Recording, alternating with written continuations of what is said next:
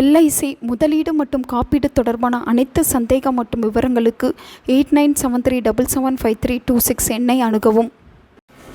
கார்த்திகை தீபம் சிவபெருமானுக்கு எந்த அளவிற்கு மிக மிக முக்கியமான வழிபாடோ அதேபோல இந்த பஞ்சராத்திர தீபம் என்பது விஷ்ணு பகவானுக்கும் வைணவர்களுக்கும் சிறப்பு வாய்ந்த வழிபாடாக சொல்லப்பட்டுள்ளது. காக்கும் கடவுளான விஷ்ணு ஜோதி ரூபமாக காட்சியளித்த நாளைத்தான் இந்த பஞ்சராத்திர தீப திருநாளாக கொண்டாடி வருகின்றோம். இந்த பஞ்சராத்திர தீபம் என்பது இன்றைய தினம் வந்திருக்கிறது.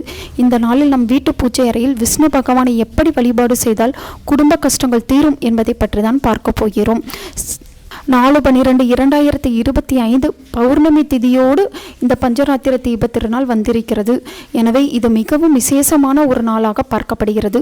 இன்றைய தினத்தை தவற விடாமல் விஷ்ணு பகவானை மனதார வேண்டிக் கொள்ளுங்கள்.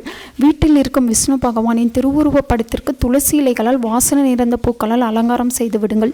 விஷ்ணுவின் முன்பு ஒரு தாம்பலத்தட்டில் 5 மண் அகல் விளக்குகளை வட்ட வடிவில் வைத்து நெய் ஊற்றி பஞ்சுத்திரி போட்டு தீபம் ஏற்றி வைப்பது மிகவும் சிறப்பு. நெய் எங்களால் வாங்கவே முடியாது என்பவர்கள் நல்லெண்ணெய் ஊற்றி தீபம் ஏற்றிக் கொள்ளுங்கள். விஷ்ணு பகவானுக்கு பிடித்த நெய்வேத்தியம் என்றால் அது அக்கார வடிசல். இன்றைய தினம் அக்கார வடிசல் செய்து நெய்வேத்தியம் வைப்பது மிகவும் சிறப்பு. அதுவும் உங்களால் செய்ய முடியாது என்பவர்கள் ஏதாவது உங்களுக்கு தெரிந்த ஒரு இனிப்பு வகைகளை செய்து நெய்வேத்தியமாக விஷ்ணு பகவானுக்கு சமைத்து வைத்து மனமுருகி பிரார்த்தனை செய்தால் உங்கள் வேண்டுதல் சீக்கிரம் நிறைவேறும். வீடு முழுவதும் விளக்கேற்ற அலங்கரிக்க முடியவில்லை என்பவர்கள் பூஜை அறையில் இந்த 5 விளக்கை மட்டுமாவது இன்றைய தினம் ஏற்றி வைத்து விஷ்ணு பகவானை நினைத்து ஏற்றுங்கள்.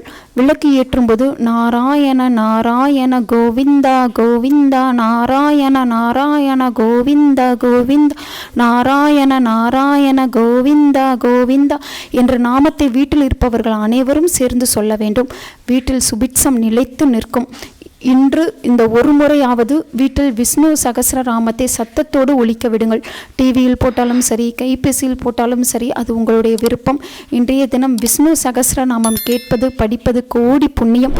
இவ்வாறு நாம் வழிபடுவதன் மூலம் சகல சௌபாக்கியங்களும் கிட்டும், நல்லதே நடக்கும். உங்கள் நண்பர்களுக்கும் உங்கள் உறவினர்களுக்கும் இந்த வீடியோவை ஷேர் பண்ணுங்கள். அவங்களும் இதை பற்றி தெரிஞ்சுக்கிடட்டும்.